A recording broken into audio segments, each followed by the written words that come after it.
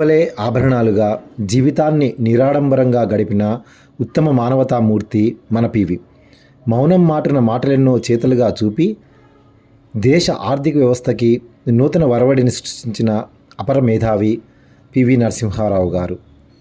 శాసనసభ సభ్యుడిగా, లోక్సభ సభ్యుడిగా ప్రజల చేత ఎన్నుకోబడి మంత్రిగా, ఉమ్మడి ఆంధ్రప్రదేశ్ రాష్ట్ర ముఖ్యమంత్రిగా, అఖండ భారతావనికి ప్రధానమంత్రిగా పలు రకాల విశిష్టమైన పదవులెన్నో చేపట్టి రాజకీయాలలో తనదైన శైలిలో రాణించిన రాజనీతి చతురుడు శ్రీ పివి నరసింహారావు గారు. నవోదయ విశ్వవిద్యాలయాలు స్థాపించిన ఘనత, భూ సంస్కరణలు ప్రవేశపెట్టిన దార్శనికుడు, దేశాన్ని ఆర్థికంగా వృద్ధిలోకి తెచ్చిన మహనీయుడు శ్రీ పివి గారు.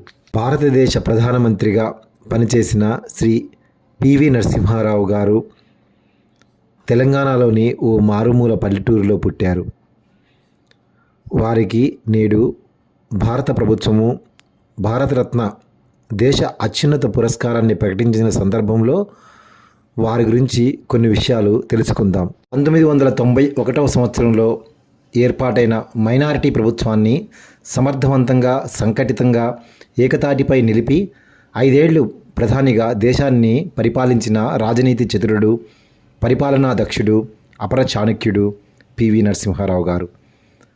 ఆర్థిక సంస్కరణలెన్నో ప్రవేశపెట్టి దేశాన్ని అభివృద్ధి పదంలో పరుగులు పెట్టించిన ఆర్థిక సంస్కరణల పితామహుడు పివి నరసింహారావు గారు.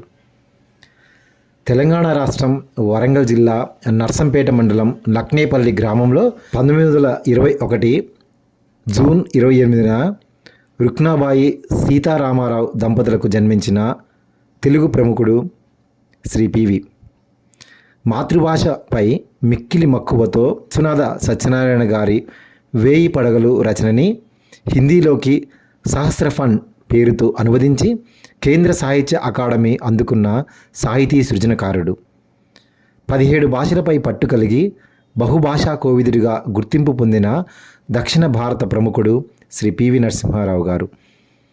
తెలుగువారి ఖ్యాతిని ఖండాంతరాలకు చేర్చి తెలుగువాడి గొప్పతనాన్ని, మేధస్సును ప్రపంచానికి పరిచయం చేసిన ఘనుడు అతడే పాములపర్తి వెంకట నరసింహారావు గారు. రచన గొర్రెపాటి శ్రీను, హైదరాబాద్.